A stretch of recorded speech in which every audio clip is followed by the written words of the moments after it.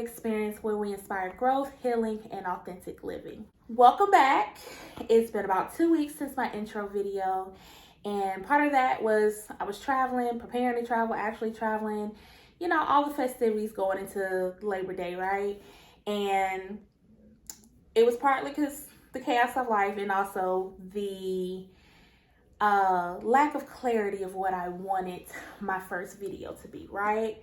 Because I have a series that I've been working on and I can't wait to share it. However, I just feel like it's not seasonal, I guess you would say, and I do everything with intention. That it has to align with the natural flow of life, right?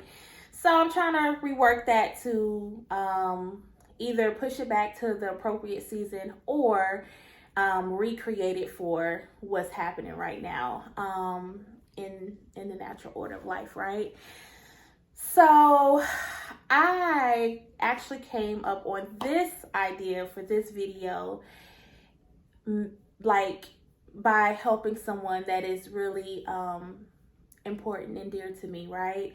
And I was just encouraging her on some things, and when she responded back, she was just like, what is love? And I was just like, okay, I like this question. I love love. I love talking about love, and I love sharing my perspective.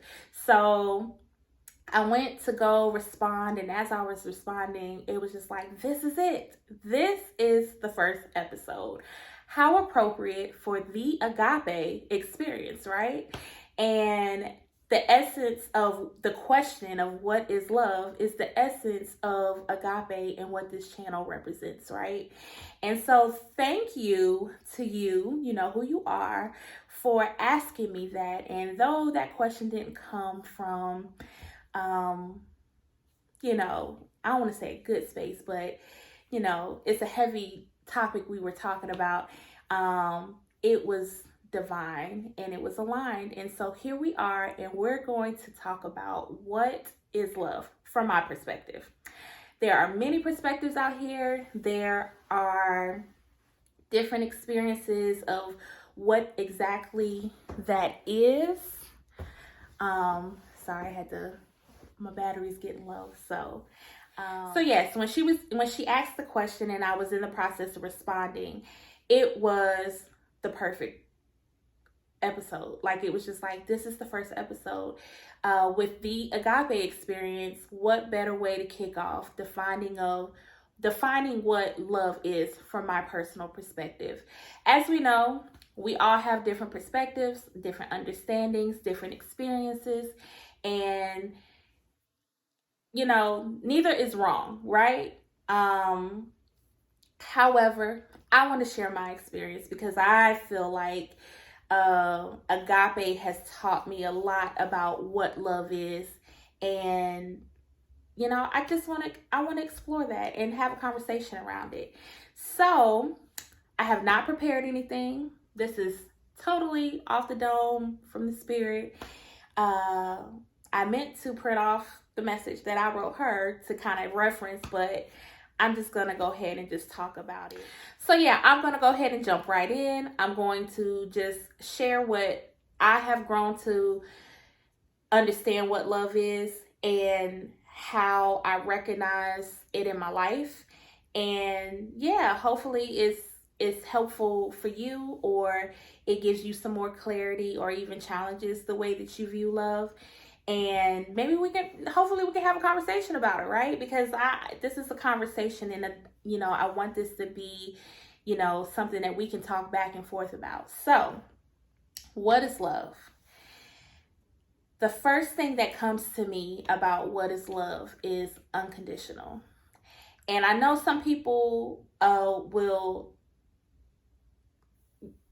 not necessarily agree with that, because I've had conversations about it on social media. And when I say love is unconditional love does not mean that I take any and everything that you dish at me and I'm your punching bag. That's not what I mean by unconditional. Unconditional love is saying, I see all of you. I see your light, I see your shadow, and I choose to love you despite the things that I may not like about you, right? So those that we love have different characteristics and things that we may not necessarily agree with. They may have bad habits that we feel like they should know better about, and you know, whatever. It could be many things. It could be bad habits. It could be, they things that they settle for in their life. It could be mindsets that you don't necessarily agree with, or belief systems. And it's still looking at those things, including all of the things that you love about that person, and saying that I love all of it. I love all of you, and I accept all of it, shall I say, right? Because a lot of times people can say, okay, I love these things about you, but I don't really like this. So if I can get you to do X, Y, Z, then this would be great. But that's not truly loving someone. That is loving parts of a person and then trying to manipulate that into what you think it should be.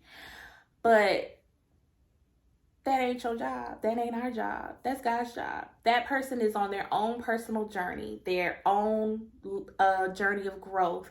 And whoever they are supposed to evolve and grow into, we have to hold space for that without judgment, right? So when you love someone unconditionally, it's accepting them wholeheartedly and completely.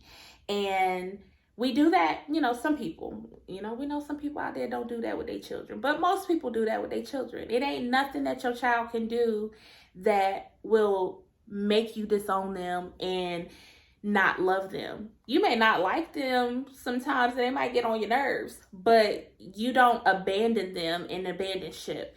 Now, like I said, there's some cases out there that's like that, but that's something else that's going on the inside of them, right? That's my personal opinion.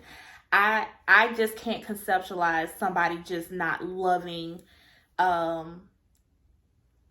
life that they created and co-created and bring it into the world. So I'm like, usually if there's something that's going on there, it's because it's a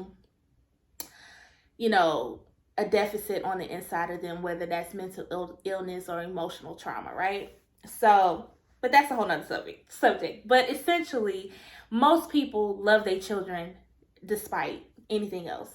They show up for them, they cook for them, they clean, they, guide them and nurture them, they pour into them, they speak life over them, and they do that because they love them unconditionally. They don't be like, most people don't say like, oh, because you're not this or you're not that, then I disown you. Like, no, you're not my child no more.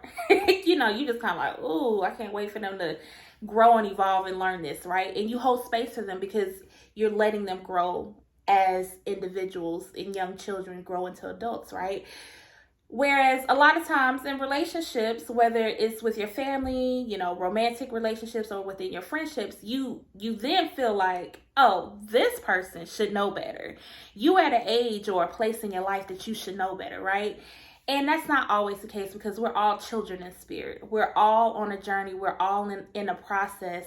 And sometimes we learn things quicker than others. And sometimes we can hear things and get the education of it, I guess you would say, or the knowledge of it, shall I say.